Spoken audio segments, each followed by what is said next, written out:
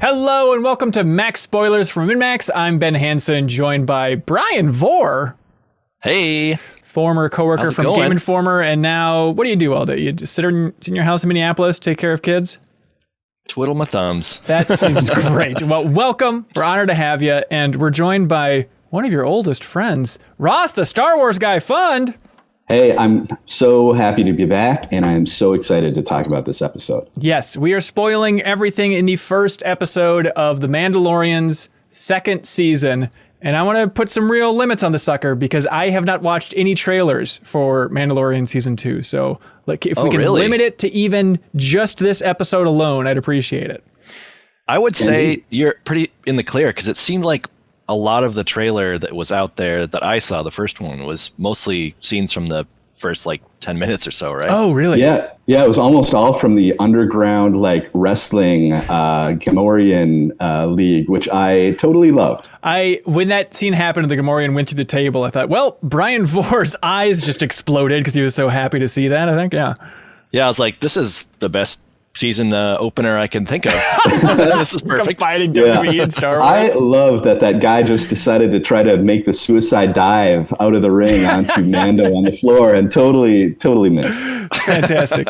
Before we really dive into the sucker, we should point out that you can get the podcast version of this discussion if you support us on Patreon at the $5 tier, patreon.com/MinnMax2Ns. You get the podcast version of this, podcast version of The Deepest Dive, Refresh, on Ideas of Show, early access to watch later, early access to the MinnMax show. Also, our commentary tracks for episodes 7, 8, and 9 that Ross and I did. We spent a lot of time in the old MinnMax studio recording those, and it was a lot of fun. So you can unlock all that stuff if you dig back through the archives. Ross, just as we were lining up things in Discord here, maybe on Slack, you mentioned that you were so excited to talk about this episode. Yeah, just totally outrageous. It just blew the lid off of any episode from the first season even, right? In terms of runtime, special effects, everything basically. Yeah, that's interesting to directly compare it to anything. I still hold as a really special moment in that first season, the reveal of the child, as being a real, whoa, okay, this show isn't messing around. So it's tough to compete with that moment for me. But even throughout this episode, I kept thinking they're saving something for the end. They've got to have their big Baby Yoda stinger at the end to hook us. And they had it, which you can, unpack and all that stuff. But Ross, what stood out the most to you? Well, like you said, the big reveal at the end of Tamara Morrison coming back, of course, as Boba Fett, to jump right into the spoilers. Yeah, might as well. So, when Timothy Oliphant, showed up in the doorway of the saloon, obviously he's wearing Boba Fett's armor. And, they're really going for the fake out there, right? You think, oh my God, it's Boba Fett. And then he orders him a drink and he sits down and, just pulls the helmet off. And Mando's like, what's this guy doing, against the rules. Hang on, were you fooled? Did any of you think that was actually a Boba Fett? It's that he didn't have it all together, The real Mandalorian's has it all tight, tucked in, everything good to go. This guy was sloppy. You can see the back of his neck. Yeah, and to be fair, Boba Fett isn't a real Mandalorian, right? So there is some sloppiness there, but just the idea he had so much red and he was barely covering different patches of him. And there wasn't enough of a musical crescendo, I feel in that moment to really cement that this is the real deal. So I was skeptical out of the gate there. Yeah, plus, his footsteps didn't have the spurs sound effect the big T's in season 1. I think maybe not that shot, but there is a shot later when he's walking in, and I think you can hear it a little bit. Okay. That's interesting. Nice. I thought I heard some spurs, yeah. Yeah, okay. I think that was him from season 1. Does anybody else think that it wasn't Cobb Vanth, as Timothy Oliphant's character is named? Yeah, that could have been him in season 1, or since we saw Boba Fett, it could have just been Boba Fett in season 1. But, I thought that was probably Cobb Vanth because, to get super nerdy for a second, that character was introduced 5 years ago in some novels. Some of the first novels that came out in the Disney era were called Aftermath. Yeah. And they had their own storyline, but one thing these novels did was they each had about a dozen interludes in them, and Cobb Vanth was a recurring character in each book. So he had 3 appearances, and he was like exactly like the character is here, lawman who bought, scarred Mandalorian armor from Jawas, and then I think he like teamed up with the Rancor keeper from Return of the Jedi to like fight off bandits in this town. Yeah, of course.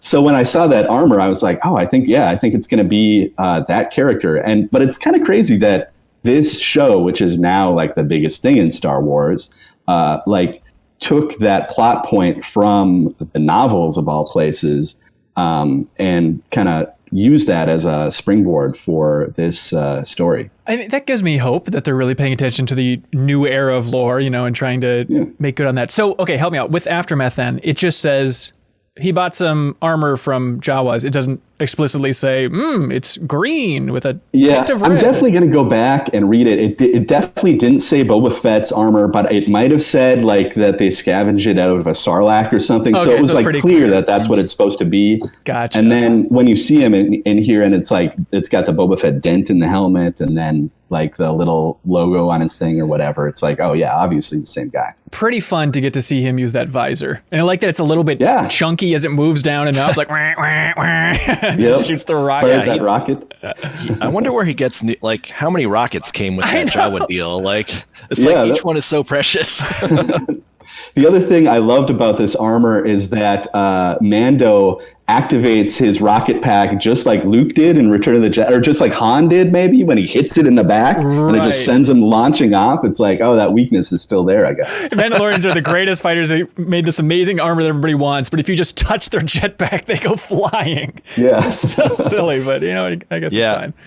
I gotta say, since we're talking about the very end, I really liked how they just faked us out the whole time, where it's like, you know what, I'm okay with the Boba Fett being actually dead, and like that was just like his armor that we were teased with in season 1. Yeah, and, like, we don't need to bring everyone back like Darth Maul, so the fact that it was like a double twist, and I tried to stay away from as much casting stuff as possible, so I don't know if you guys heard Tamara Morrison was coming back or not, but it was a nice shock for me. Yeah, I think I saw it, but to be fair, I forgot it by the end. I did not expect that to be the stinger there.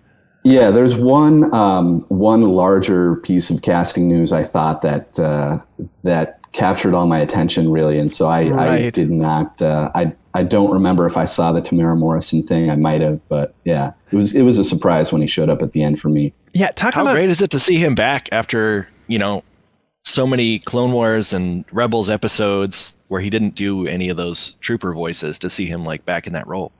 It's awesome. Yeah, that's cool. I don't think he's done anything Star Wars since probably either episode 3, or if he redid the Boba Fett voice for newer special editions of the original trilogy. But sure, I mean, that's at least 10 years probably. And I like how effed up and scarred he was, and he's got like some weird clothes on. I'm sure fans are going to be dissecting every inch of his new look, but it's so cool.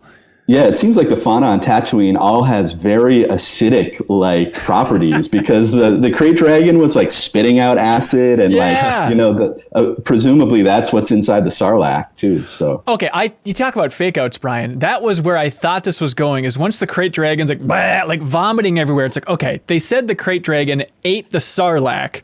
So I expected like Boba Fett to come out with the puke after that first round of vomit. I'm like, oh, he's going to be lying there in the vomit. I know it's going to happen. And no, he just likes to puke acid vomit. It's fine. Yeah, you thought that like one of those times Boba Fett was just going to come shooting out of there, really, and that would be his introduction. That would be incredible. Out of whale's blowhole. Woo! Because I mean, that was so crazy. I mean, there's a lot to dissect here in this episode, but just the idea of, okay, when the Krayt Dragon was first showing up in the town, I thought like, oh, is this going to be a Sarlacc? Is it going to be this absurd that they can like move, and it's basically going to be an episode that's like Tremors? But I guess I did not expect it to be a Krayt Dragon. Ross, as a super fan, did you know where that was going the whole time? I also thought Sarlacc, because we know that they live underground, right? I think this is the first time that Krayt Dragons have been like sandworm type creature. Yeah. So Yeah, so that surprised me. I'm totally cool with that though. I like that the Krayt Dragon was making like the Obi-Wan Krayt Dragon voice noise. Remember when he did that in the original movie? Yeah, it gets a crazy idea of like, oh, it turns out Obi-Wan was he batting 1,000 for his impersonation of a Krayt Dragon. Like he nailed it perfectly, which is insane. Yeah, although I think it's more like the original Obi-Wan voice and not like the special edition changed voice where it was more like whoop. That's interesting. Yeah, you're right. It's changed what, like 3 or 4 times? Yeah. Whatever noise he makes. Yeah, like animals can make more than one noise, I guess. So maybe the whoop is like the Krayt Dragon mating call or something. Could be, yeah. So I had to look it up to figure out, okay, what is the history of the Krayt Dragon? Surely they've shown it before. And it was in Knights of the Old Republic, which I had forgotten about. And so I think you can get a pearl out of it. That pearl scene, which was so weird, was just like the ultimate Easter egg for Knights of the Old Republic, which is awesome. Like they know their fan base at this point. They know that they'd go wild for something so specific. Because at first I was like, is this like a BB-8 droid? What is that they're pulling out of that thing? Is it a Boba Fett? Yeah, is it Boba Fett's weird egg that he's going to hatch out of and be reborn again? Yeah, I was like, why are these guys just like pounding with tools on the meat? I was like, wouldn't they be cutting it up and bringing it home for the fridge? But yeah. Brian, I saw on the Reddit, they said that this episode was the greatest teaser trailer for Dune ever made. Yeah, I guess it kind of... the reason why... Ben's bringing this up is because I've kind of been reading all the Frank Herbert novels in preparation for the movie that's got way pushed back. You have more time. But yeah, definitely when it was like, ooh, it can sense vibration, so you can't use the ship, and watching out for all that stuff. It's definitely like, it's got that vibe, but I think Star Wars and Dune have always kind of had kind of a connection. Yeah. I think Lucas has mentioned its, influence on him, right, in addition to things like Flash Gordon and all that. So but no, it was cool to get like some Dune this year, even if it's just a Star Wars version of Dune, Yeah, I like the idea of you can't use the ship because it'll get scared away. There's a part of me that's like, hey, Mando, just put one of your bombs on a bantha and call it good. It seemed like overkill for bringing out all these people, just shoot it at it a lot, and then he had to get swallowed by it, but it's like, he could have let that bantha run. I think the Krayt Dragon could have caught it and still been blown up from the inside there, but it was... Yeah, cool. I really wondered if we were heading for like a Jaws type of thing where they get the bantha in the mouth and then he's got to shoot it with his cool rifle. I mean, there's a lot of Jaws in this episode, even like when they're trying to like harpoon it and bring it down and stuff. That was sweet. Yeah, I was hoping that it would be like going under the sand with like the little barrels on top or something. Right? Oh, that would have been awesome. Yeah, I was even waiting like, God, are they going to be so brazen as to make a smile, you son of a bitch reference? Like, will they even inch towards it? But no, they were classy. There was an amazing Jaws reference in the Clone Wars show where there's like a big shark villain. And really? They defeat him exactly like Jaws with the tank in the mouth and then shooting the tank. And then he like even floats down the same way. I guess that makes sense. You got to do it. That Krayt Dragon looked awesome. I love, especially when it starts coming up in different spots, when it's on the top of the mountain. I'm like, is this a second Krayt Dragon? That's so cool, just showing off how agile it is under the sand. Yeah. Oh, yeah, just like spraying acid on everyone from up there. It was a lot of acid, but I didn't see anybody like, I was waiting for a big impact. Was it, or was it just naturally stomach acidic? Like, was it alien acid or stomach acid? I couldn't figure it out. I think it was like, this will kill you if it touches you, but they just didn't linger on it to be, somewhat more family friendly. Yeah. Ooh. Yeah. Did it seem like only sand people got hit? Because, I saw one or two townspeople. Yeah. Oh, okay. It was funny how Mando and Cobb Vanth were just standing up there, though. We're like, okay, you guys all go down there and throw rocks at it or whatever. And we'll stand up here with the button. It takes 2 of us to push this button. But they try so hard to make the Marshal seem like such a good guy where he's taking care of people. Like, hey, you stay safe out there as you go down to throw rocks at this Krayt Dragon. Yeah. But, did you guys notice that his, sorry to interrupt, but that the Marshal's speeder was like a pod racer engine that he was just sitting in? That's probably my favorite bit on the episode. The idea of somebody riding half of a pod racer engine as your speeder is the best. And it looks a lot like Anakin's. There's, debate about whether it's 1-to-1. It's Star Wars. Of course, it's supposed to be his pod racer. Like, worst case scenario, it's a heavy, heavy nod just to make this universe smaller and smaller and smaller, but whatever. But before I forget, on the Jaws references, there is that shot when the Great Dragon first comes out, where you get to see Timothy Olyphant do like the Jaws reaction, the Hitchcock shot, where it's like, whoa, and then the camera's pulling back as it's zooming in. So that was exactly a Jaws reference there, I'd imagine. Yeah, I love it. That's so great. I just watched Vertigo the other day and realized that's where it came from. Yeah. Oh, Vertigo's so good. They invented that reaction shot? Yeah, or that camera move, like the dolly back and zoom in is, I think, what it is, where like, you're like zooming, but the background's getting further away. It's so good. Wow. Also, the weird thing is with that shot, then the episode transitioned to a different aspect ratio, to like the IMAX presentation, which is weird on a home screen, which I had to go back and find when did this happen? Because you don't notice until the aspect ratio starts changing again at the end, where it's like, wait, what the hell? Are they just doing this for the end? But it turns out, no, they just expanded it for that entire sequence, so it can be presented in IMAX if they ever want to in a theater, or like, I don't understand. Oh, wow. Wow, that's crazy. I didn't notice that at all. I didn't notice that either. Yeah, it's some real geeky stuff in there. Yeah, so let's talk about how small this universe is, which you can criticize Star Wars for, but whatever. Like, I loved in the beginning when he's looking for the Mandalorians. So just so I can keep track of this, he says, if I find another of my kind, I can chart a path through the network of coverts. Like, I'm trying to remember, why was he so hell-bent on getting another Mandalorian? Because he wants to, like, his goal is to return the child to Yodaville, right? Yep. And he thinks he can only do that by finding more Mandalorians? Yeah, I wasn't quite clear on the connection there. I guess he's just like, I got to reconnect with my people. Maybe they'll have an idea about the Jedi too, or something like that. And he's just, he's so culturally attuned, I suppose. He just wants to find other Mandalorians no matter what. Could be, yes. Yeah, it seems like they have some kind of underground network or something where they can get info that's not readily available. Yeah. I don't know. But then he says, they're like, oh, there's a Mandalorian on Tatooine. He's like, I spent a lot of time on Tatooine. I've never seen a Mandalorian there. It's like, on a planet? Like, it's such a bold claim. I spent like 2 days on that sucker. I didn't see him at all. So yeah, well, as we now know, there are at least 3 towns on Tatooine. So, and they name checked the other 2 in this episode, Mos Eisley and Mos Espa. So. I know, it was so funny to have that. Then it's like, why isn't this on the map? Oh, it's been destroyed. And you go there and it's like 4 buildings. Like, this should have been on the map. Like, good God, Tatooine. Feels like it could have been on the map, really. Yeah, tiny dot there at least. Yeah. And speaking of the small universe, that droid that shows the map with Amy Sedaris, that's the R5 droid from the original Star Wars movie that blows its top when Uncle Owen is buying droids. So, which is my favorite, is that there's that side story where they name it Skippy the Droid, and that they reveal that it has the Force, and that it blew its top to set the entire story of Star Wars in motion, which I don't believe that's canon. Was that even canon back in the day, or was that just a weird comic book or something? No, I think that was probably like an Infinities comic or something like that. Okay. Or one of those collected books. Yeah, definitely not canon, but it's I like to still think that everyone should call him Skippy. It'd be nice. Yeah, so I mean, if you really want to overthink this, it gets so silly.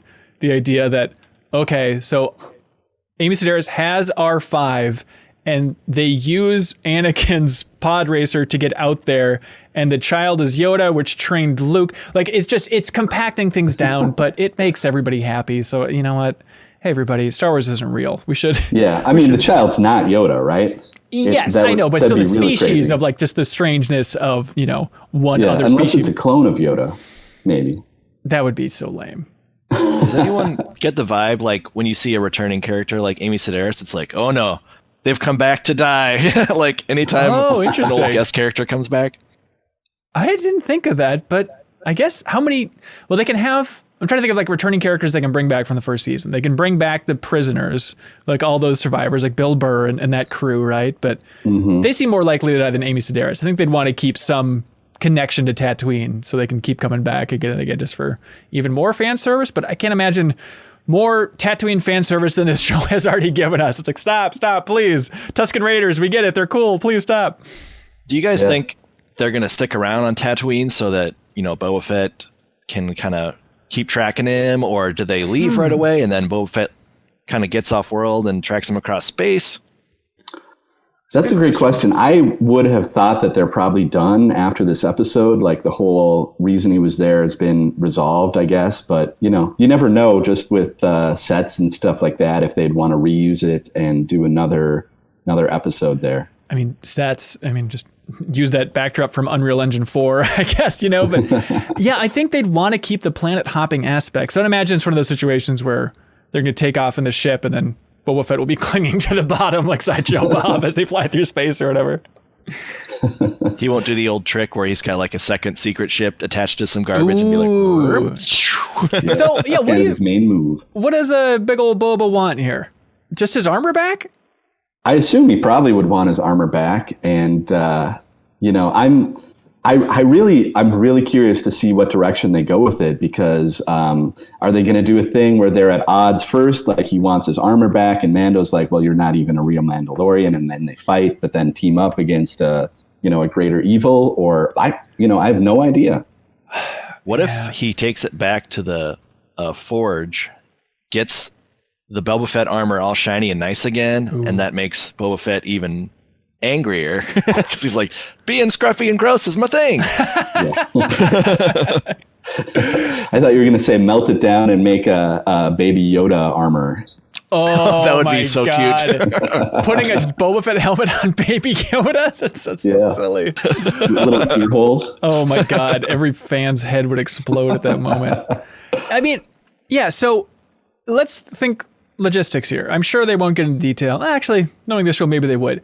But do you think that he was puked out by the Sarlacc pit and then like stripped off his clothes because he's like, ow, ow, ow, ow, ow, acid, ow, ow, ow. And then the Jawas picked it up from there? Or somehow was it like, taking the stem off a cherry in your mouth, somehow the Sarlacc pit like took his armor off inside of him and then spat him out? What's going on?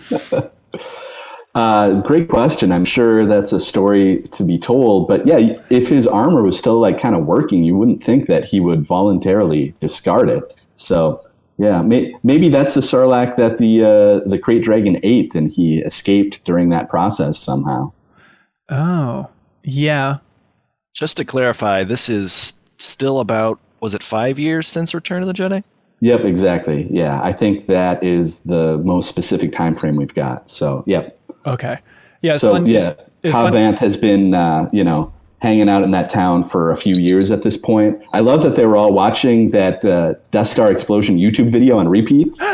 Was that just what having it was? A great time? Because I was confused because, those miners came in power hates a vacuum, but it's like, aren't they just watching this as those miners are walking in? Like they were that ready to go, but were they watching it on repeat? Was that the idea? I guess so. It's probably like every night they get together and just toast to the Death Star and just keep it running. It's probably great for business. Yeah, that's true. Great footage. Whoever filmed that, thank you in the Star Wars universe. They're like that. There's one camera ship just filming the explosion of the Death Star floating there in the final battle. It's very absurd. Speaking of Star Wars technology, I'm always when they're in the sun in the desert, like no one thinks about sunglasses. Of all the technology they have, no one's like, you know what? My eyes hurt out here. I'm going to invent sunglasses. Well, that's how the Mandalorian armor started, is it was just really cool looking sunglasses. Then it just slowly spread from there, I think. Yeah. I really loved the several close-up shots of banthas in this episode. Like the one where they're like brushing the bantha's teeth. It's like, yes, this is the stuff I want to see from Star Wars. Just some good bantha close-ups. Absolutely. They made those banthas. They're like, we can use them in Mandalorian, and then we can use them again in Obi-Wan. They're getting their money's worth out of those banthas. So you think they brought one elephant onto their crazy soundstage? The crazy huge screen stage? I would guess. I mean, is that still considered humane to do that? I have no idea. But if so, I imagine that's what they did. Yeah, it looked good. It seemed like it was a real elephant. But yeah, what a crazy time for them to pioneer this tech of having... Is there a better word for it, Ross? I forget how they call it. The huge screen, the dome. Yeah, it's called the... what is it? It's like the Expanse or something crazy that. You're right. Like some fancy name. Yeah, but how crazy is it that that's perfect for filming in this new COVID era? Where it's like, all right, just test the hell out of everybody as they come in, and then we can just have our sets. Don't need to travel around the world. Don't need to worry about not being let into other countries. It just seems like a crazy line up, for timing for them to be able to crank out several seasons of Mandalorian now. Exactly, and whatever other Star Wars shows that they're going to be filming in there too. So I think that season 2 was entirely completed in terms of filming before March. Okay, that's my understanding, but I don't know. They might have started on season 3 already. So yeah, I remember. I don't know if this happened last time we talked, but I got to interview Phil Tippett, creature designer, awesome, and he was a little too relaxed, but it was a fun interview. He's just sitting back like this most of the time. But he mentioned that they were hired to do stop motion stuff for seasons 2 and 3. So I'd imagine it was some sort of back-to-back type thing. So I'm looking forward to seeing, at some point, probably Hollow Chess will be coming back in some way. Or I'm sorry, I know there's an official name, Ross, which is... Dejarik. Thank you, Ross, for being the Star Wars guy. God, I was thinking about just filming and COVID as well. How crazy would it have been if Episode 9 was supposed to release this year and they had to just keep delaying it because of COVID? Can you imagine? Or even, what if Endgame was supposed to release this year? Can you imagine the nerd rage? It just happened to hit at a time when, like, there was nothing that nerds are screaming out their windows about needing. Like, we were looking forward to Black Widow, but, like, if it's delayed, it's not the end of the world. And it's just crazy that things have lined up in this way, where it's after a series of climaxes last year. Yeah, like it could have been Game of Thrones as well, like. Yeah. What would people have had to get super angry about it? I guess the state of the world. I don't know. Yeah, I mean, Episode 9 could have maybe used a little more time in the oven, but That's true. Who knows what they would have been able to do with it anyway. Yeah. It feels like when you have a movie that scale, you can't be like, I'm not feeling good about how this ends up. Let's scrap all these millions of dollars worth of CG, like giant finale that we've... But yeah, I guess there's smaller things they could have done. Just like throne room changes, not necessarily giant space battle changes. But right, something like that. Who knows? The Tusken Raiders, I like seeing them use sign language so much. And they sounded, when they were talking, they sounded like the runners in The Last of Us. Like, they had such a different... I don't think I've ever heard them speak so much. It was interesting to see. And we probably talked about this before in our Max spoilers, but are they human? Are they aliens? What's going on under there? I think they are aliens of some sort. That's kind of like an old Star Wars thing before Disney. So I don't think we've seen under a Tusken Raider's robes at all in the new era. So maybe they could go either way. But I think that they are more or less intended to be alien. And I also like that. Season 1, Mando was doing like the sign language with them and stuff. Yeah. And in this one, he's doing sign language and also going. He's getting better, and he can control their pets. Apparently, it's very impressive. Yeah. Animal. Yeah, he's got a great bond with everything. I really like that scene where the Tusken Raider brings the bantha to the mouth of the cave. It's like, here you go, and then the Great Dragon comes out and eats the Tusken Raider. Excellent work. Good old-fashioned joke. They might be ready for some fresh ideas. Yes, that was great. Overall, I like this episode a lot. It was, at a certain point, I realized, this reminds me of the ATST episode from the first season. It's just, let's help this village take care of this bigger threat, and we have to rally together to make it happen. Yeah, figure out how to take down the big monster with much less resources. Yeah. Yeah, when that episode came out, I was like, I'm glad they covered the Seven Samurai episode, but so, it's all settled, but then it wasn't necessarily covered completely. But this felt different enough, and I enjoyed it very much. Yeah, I mean, this was a lot of Jon Favreau's Cowboys versus Aliens coming through again. I mean, it's just the most Western episode they've done yet. I mean, it's pretty wild. Huge Western vibe, especially when Mando rides his speeder into town. And it's kind of like, the new person riding their horse into town. Right. The score had an even more like Sergio Leone feel to it right at that point. Yeah, absolutely. Okay, if we're getting into nitpicks here, in this episode alone, 3 references to Womp Rats. Can we cool it with the Womp Rats, everybody? We get it. It was referenced in episode 4. Move on from Womp Rats, please. Apparently, they're a major problem on Tatooine. Yeah, it's all anybody can talk about, apparently, are Womp Rats. Yeah. They're like the Tatooine version of centipedes. Exactly. But I don't get it. Like, if you're writing this script, don't you notice at a certain point, we're bringing up Womp Rats 3 times? Or is that just, let's just drive the sucker home? This is how people talk and they have nothing else to talk about and references to make other than Womp Rats. Yeah, that's Jon Favreau going, wait, am I the writer, director, and creator of this show? I guess nobody can stop me. At some point, I'm going to make a supercut of every Womp Rat reference in all of Mandalorian. I think people are dying to see it. That'll take off on MinnMax's channel. Okay, predictions. Do you think the Mandalorian will wear Boba Fett's armor at some point? No. I'm a hard no on that one. Because he's so... Well, he's like, my armor is my armor. If there's a place where somebody takes his armor off him. Exactly. Yeah. Ooh. Yeah, what if he's like in the shower and then Boba Fett can only find his armor, so they swap it and then you don't know who's who? I don't know. There's a lot of potential here. It's like the Spider-Man cartoon, like pointing at each other type of meme. Yeah, exactly. Do we think by the end of the season we will see Yoda Planet? I don't think we'll ever see Yoda Planet. I think he's going to look for Yoda Planet, and he's going to realize that is not findable or doesn't exist, or that the true meaning of his quest is to reunite Yoda with other people who can use the Force. I don't know if I trust the show to have that kind of restraint. I think the idea of a finale where it's just like Endor and just the trees are lined with little Yoda-like creatures, I think that's a winning shot that I don't think they have the power to resist. Yeah. It gives them a chance to define a world that hasn't been seen and kind of put their stamp on the universe, I guess. Yeah. But yeah, I can see it being like, there used to be so many baby Yodas and Yodas, but sorry, the planet got blown up at some point, or some bad guys just killed everyone one day, Yeah. Seems to be the vibe. Yeah, I joked about the Yoda clone thing earlier, but if you remember in that first season episode where, I think it's the third episode, where Werner Herzog is running tests on Baby Yoda, and he has his little technician guy with him. The technician guy has a Camino patch on his suit, which is, Camino's the planet where all the clones came from in Attack of the Clones. Yeah. Don't they say something about it not being a clone? Is that a distant? I thought so. I thought that's where you're going. Yeah. That's true too. So yeah. I guess we haven't mentioned the Darksaber's still out there.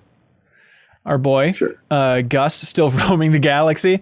The question is how he will interact with Boba Fett, and that probably leads to the idea of Boba Fett probably aligning with them at some point, if the big bad is ultimately going to be, what is it, Gideon? What's his name? Yeah, Moff Gideon. Moff Gideon, yeah. Yep, seems like, Moff Gideon was probably in charge of or strongly involved with the Mandalorian purge that they kind of reference here and there, where the Empire came in and just torched the planet or whatever. So I think he's still the big bad here. Okay. Any other beats we haven't hit yet? I want to bring up, I was surprised, I didn't notice until the credits that John Leguizamo was the Cyclops dude from the very beginning. What? Yeah. Yeah, I was like, this feels like a voice I should recognize, but I had no idea. That's amazing. I couldn't figure out the effects there. I'm like, that mouth doesn't look like a human mouth, but it doesn't look like a mask either. Just figuring out where the line was between practical and CG on that guy, I couldn't figure it out. Was it just Leguizamo's mouth and then they just put the eye over it? Because it wasn't exactly mouth-like. I had no idea. I like that the show constantly is keeps you guessing, okay, that's got to be practical. Wait, that's CG. Wait, that, and then they keep you on your toes. The fact that you can't tell is a great sign. Yeah. What's funny is with the Mandalorian, with the the dome that they use, is that everyone with the prequels was green screen is so terrible. We don't like it. We need to be all real backgrounds and stuff. And now that going more and more computer looks good, people are like, oh yeah, this is the best way to do any show ever again. Let's never change this. Right. Yeah. It's true. It looks so good. They're on board. Yeah, if you guys haven't watched the Disney Gallery Mandalorian documentary series, it's totally worth a watch. They have a whole episode about the dome thingy that they use. Yeah, it's super, super cool and interesting. It's incredible. And my favorite part of that is their messaging of this isn't proprietary.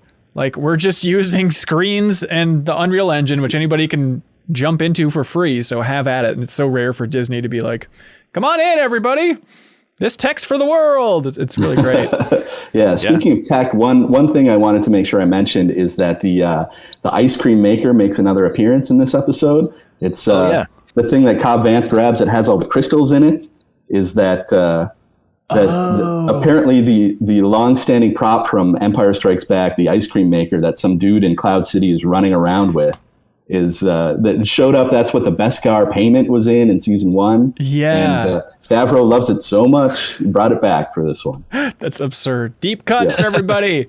All right, that's it. We're not going to do max spoilers on every episode, no matter how much Ross is screaming for it. But we'll kind of treat it like we did the first season. We'll do another one at the end of the season, kind of recapping everything. So I don't know what the schedule's like. How many episodes are there? 9 again? I think 8. There was 8 first season, and I think there will be 8 again. And I think they're all weekly. Like, there's no doubling up like there was in that first season. Right. Okay, cool. Yeah, so we'll catch you again at the end of the season, but it's going to be fun to have new episode of Star Wars every week again. I'm so excited. It's the best thing that's happened to Star Wars in years. Really? Yeah. I guess that's true. God, how did you react, by the way, Ross, when Daisy Ridley gave that interview on Jimmy Kimmel, where she was talking about, like, I don't know, with episode 9, they kept changing who my family was. Like, it was the Emperor for a little bit, then it wasn't. Like, that drove me insane. Do you remember that, Bryan? Yeah. Yeah, it's hard to say, Star Wars should plan stuff out from the beginning, because the original 3 movies were like made up as they went along. Like, Darth Vader wasn't Luke's father until they were like filming Empire Strikes Back, which is crazy. And Leia wasn't intended to be his sister until they were writing Return of the Jedi. So you would hope that they would have it figured out by the time they started filming, really. I think maybe that's the key difference here. Yeah, so here's her quote from this Jimmy Kimmel interview. She says, at the beginning, there was toying with like an Obi-Wan connection. There were like different versions, and then it really went to that she was no one. And then it came to episode 9, JJ pitched me the film and was like, oh yeah, Palpatine's granddaddy. And I was like, awesome. And then 2 weeks later, he was like, oh wait, we're not sure. So it kept changing. Oh boy. Frustrating. Yeah, I mean, it was pretty clearly Rian Johnson's intent, I think, that she was no one right in episode 8. And clearly that swung back in the other direction. Yep. I liked that. I liked that she was no one and she kind of had her own identity. Like, not everyone has to be related to someone, but... Yeah. But you know what? That's fine. That's disappointment from all of last year. Now we can be excited about Mandalorian coming back, and there's going to be a lot of fun things to unpack. And officially, Boba Fett's back. I mean, this is a big deal. It's been a long, long time with fans screaming about this. Yeah. Do you think Boba Fett's going to come back and that'll be the Robert Rodriguez directed episode? He's directing one? Yes, he's directing an episode of season 2. Oh my God. Well, they probably wait for like the biggest action scene for him to direct since he has so much experience. I wonder what they do with it. But do you know who else is directing? I haven't looked at that list. Yeah, so it's he's the kind of the biggest surprise. So it's Favreau just did this one. Okay. Robert Rodriguez is doing one. Peyton Reed, who directed the Ant-Man movies, is doing one. Oh, that's interesting. Yeah, and then Dave Filoni, the big Star Wars animation guy who directed a couple episodes last season, is doing at least one. Bryce Dallas Howard again, and Rick Famuyiwa again. Oh, okay. No Taika? Yeah. No Taika this season, and no, the other director from season 1 was Deborah Chow, and I think she's doing Obi-Wan stuff. Oh, cool. So she's totally over there. Yep, and then Taika is Taika's theoretically doing his own movie, right? Yeah, yep. Yeah, he's busy. They'll probably be filming it in The Expanse. Okay, that's it for this big max spoilers for season 2, episode 1 of The Mandalorian. Bryan, is there anything you'd like to plug, sir? No, just keep watching this. I'm excited to watch the show. I wish we could all watch it together in person, but it's good that I get to talk to someone after each episode, or at least at the end of the show. Yeah, for sure. Ross, anything you want to plug? Yeah, just follow me on Twitter at AreYouBadEnough, and maybe tell me which old NES game we should play next. And again, just to be clear, this is an ongoing thing, but you aren't streaming the NES games, which drives me insane. maybe someday. If it wasn't meant to be streamed originally, I'm not going to stream it now. That's the stupidest rule I've ever heard. All right. Thank you so much for watching or listening, everybody. We'll see you next time. Bye. Bye. MinnMax is a Patreon about games, friends, and getting better. The Deepest Dive is the best, most thorough discussions about games on the internet. Prove us wrong, please. The MinnMax Show podcast airs every Thursday. Patreon supporters vote on what we stream every single week, and a whole lot more. Give us a shot, try subscribing to the YouTube channel, and we hope we can win you over.